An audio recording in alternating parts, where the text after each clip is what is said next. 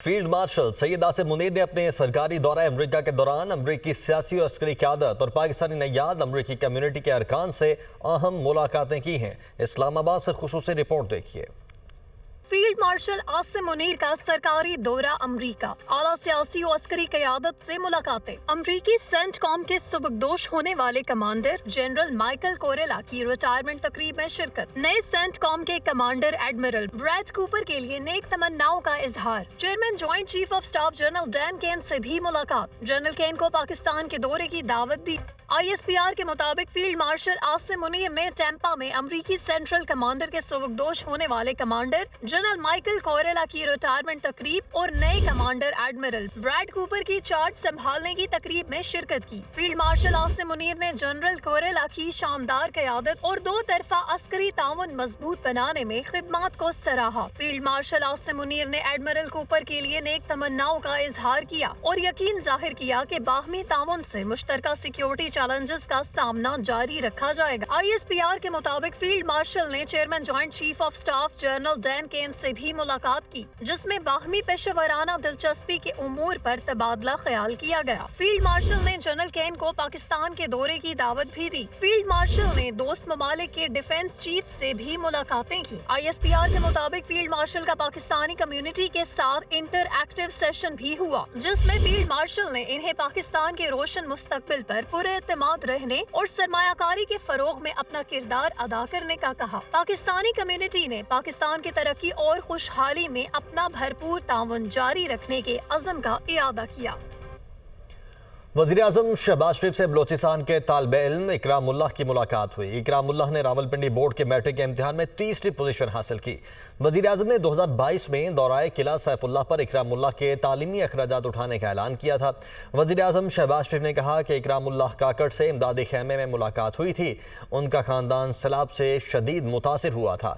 मुलाकात में इकरामुल्लाह ने आला तालीम हासिल करने की ख्वाहिश जाहिर की थी। आज देख कर खुशी हुई कि इकरामुल्लाह मेहनत से अपने हदफ की जानिब गामजन है। इकरामुल्लाह काकड़ ने वज़ीर आज़म से गुफ्तगू करते हुए कहा कि मैंने मेहनत जारी रखी और आपसे किया वादा पूरा किया। आप सरपरस्ती ना करते तो ये कामयाबी हासिल ना होती। मुल्क और कौम की खिदमत करना चाहता हूँ। वज़ीर आज़म ने इकरामुल्लाह काकड़ को तोहफा भी दिया। वज़ीर दफ़ा ख्वाजा आसिफ ने एक्स पर पैगाम में लिखा कि 3 माह बाद भारतीय एयर चीफ ख्वाब खरगोश से जाग उठे। ख्याल आया कि उन्होंने पाकिस्तानी तैयारे तबाह किए। भारत में मोदी की शमशान घाट में जली और राख हुई सियासत को जिंदा करने की नाकाम कोशिश की जा रही है। मोदी वतन और दुनिया में टके टोकरी हो चुके हैं। ऐसी भोंडी कोशिश ने भारत की रही सही साख को भी मट्टी में मिला दिया। वज़ीर आला बलूचिस्तान की शाह अब्दुल लतीफ़ भटाई रहमतुल्लाह अलैह के मज़ार पर हाज़री। सरफराज बुगटी ने कहा, शाह अब्दुल लतीफ़ भटाई रहमतुल्लाह अलैह अमन के दाई और अमन के पैरोकार थे। उनकी तालीमात में प्यार, अमन और भाईचारा मिलता है। हमेशा मजलूम के साथ खड़ा रहा हूँ और जालिम की मुखालिफत की है। हम दहशत गर्दों के नो गोल रोकते हैं, वो दुनिया को नज़र नहीं आते। दहशत गर्दों का एक गोल सबको नज़र आता है। कोयटा से पेशावर जाने वाली जाफर एक्सप्रेस को डिगारी के करीब पेश आने वाले धमाके से ट्रेन की 5 बोगियां पटरी से उतर गईं, जिसके नतीजे में 4 मुसाफिर मामूली जख्मी हुए, जिन्हें फौरी तौर पर हॉस्पिटल मुंतकिल कर दिया गया। सिक्योरिटीज राय के मुताबिक वाक़े के बाद सिक्योरिटी फोर्सेज ने ट्रेन को घेरे में लेकर इलाके को क्लियर करना शुरू कर दिया। धमाके की इतला पर मुसाफिरों के अजीज़ व अकारिब भी जाए वक़ूआ पर पहुँच गए। सिक्योरिटी क्लियरेंस के बाद तमाम मुसाफिरों को रिलीफ ट्रेन के जरिए कोयटा मुंतकिल किया जाएगा। मुजफ्फराबाद के नवाही इलाके खानपुर दबन में जीप खाई में जा गिरी। हादसे में 5 अफराद जाम बहक, 6 से ज़ायद जख्मी हुए, हॉस्पिटल मुंतकिल। रेस्क्यूज राय के मुताबिक गाड़ी बारात से वापसी पर हादसे का शिकार हुई।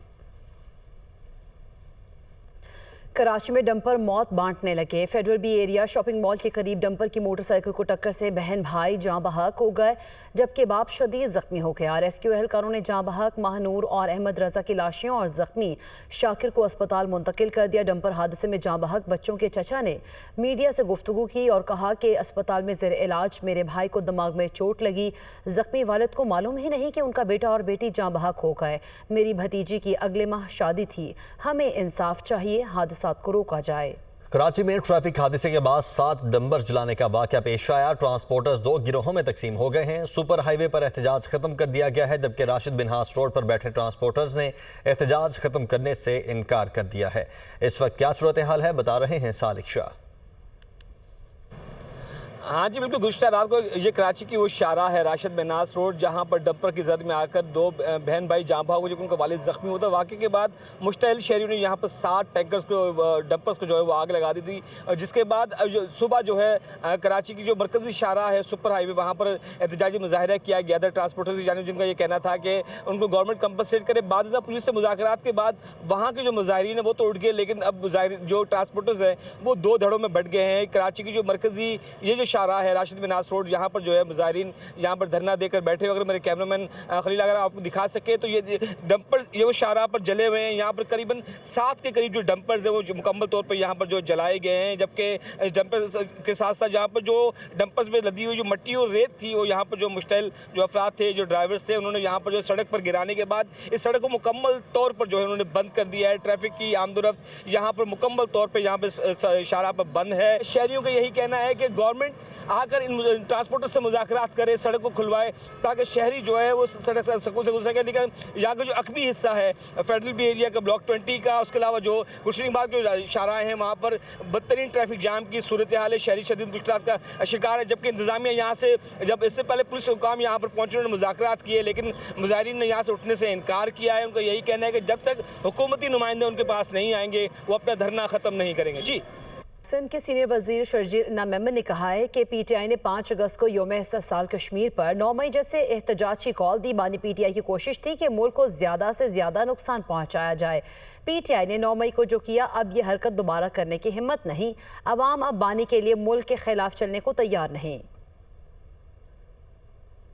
5 तारीख को पूरे पाकिस्तान में रैलीज निकाली गई उसके हक में। आप देखेंगे पीटीआई ने वही दिन क्यों चुना, 9 मई को भी किया था, वो चाह क्या रहे थे। 5 अगस्त को उन्होंने तारीख दी, क्या हुआ उसका, क्या मुजाहरा देखने में आया, क्या आपने कहीं पर अनरेस्ट देखा। मकसद ये है कि इमरान खान के अपने जहन की अक्कासी ये होगी कि जितना ज़्यादा वो अनरेस्ट कर सके, जितना ज़्यादा मुल्क को डिस्टर्ब कर सके, उसके लिए लोग अब जो है कोई चीज़ जलाने के लिए तैयार नहीं है। कुछ लोग साजिशें ज़रूर कर रहे हैं। अपने जश्न आज़ादी के मौके पर भी जो चाहेगा कि जी ये तकरीबात ठीक तरीके से ना हो सकें तो उसको नहीं करना चाहिए। ये अफसोसनाक वाक़या हुआ है कि जो भी गलत काम करेगा, अगर ट्रक ड्राइवर ने गलत गाड़ी चलाई है, मासूम की जान ली है, तो ट्रक ड्राइवर और ट्रक के मालिक के खिलाफ एफआईआर कटेगी। ट्रक जलाया है या वहाँ पे अनरेस्ट पैदा किया है, उसके खिलाफ एटीए का पर्चा होगा। कुछ लोग गिरफ्तार किए भी हैं, जो सीसीटीवी फुटेजेस की मदद से ये एडिशनल आईजी साहब मौजूद हैं। 14 लोगों को कल गिरफ्तार किया जिन्होंने ये हरकत की है। पूरी कौम ने मिलकर भारत को इबरतनाक शिकस्त दी है। अब अपनी फेस सेविंग के लिए कहने जी हमने ये भी कर दिया, हमने वो भी कर दिया। कराची में जश्न आज़ादी की तैयारियां जारी हैं। हर सू सब्ज़ हिलाली परचमों की बहार है, तो जगह जगह स्टॉल्स पर सजावट की अशिया सबकी तवज्जो का मरकज़ हैं। तफसीलात बता रही हैं दुनिया न्यूज़ की नुमाइंदा फौजिया अली। इक़्तिदार में जश्न आज़ादी की तैयारियां जो हैं वो उरूज पर हैं। चप्पा चप्पा गली गली हम देख सकते हैं कि सब्ज़ हलाली परचमों की बहार है। गली मोहल्ले जो हैं वो परचमों से सज गए हैं। लोग अपनी गाड़ियों को भी सजा रहे हैं। साथ ही साथ इस्लामाबाद की अहम शाहराहों पर हम देखें तो जगह जगह स्टॉल्स भी सज गए हैं, जहाँ से जो बासी इस्लामाबाद के वो ख़रीदारी में मसरूफ़ दिखाई देते हैं। इन स्टॉल्स पर हम परचम देख सकते हैं। साथ ही साथ जो मलबूसात हैं उनमें भी सब्ज़ और सफ़ेद रंग जो है वो झलक रहा है। मुख्तलिफ टोपियाँ हैं, ग्लासेस हैं, इसके अलावा ज्वेलरी के मुख्तलिफ आइटम्स हैं। हर चीज़ में हमें सब्ज़ झंडा दिखाई दे रहा है और शहरी भी बहुत खुश हैं, क्योंकि जश्न आज़ादी है और आज़ादी का जश्न जो है वो धूमधाम से मनाना है। और हर किसी की ये कोशिश है कि उस दिन ना सिर्फ अपने घरों को सब्ज़ हलाली परचमों से लहराना है, बल्कि ख़ुद भी इनके रंगों में रंगना है। जी।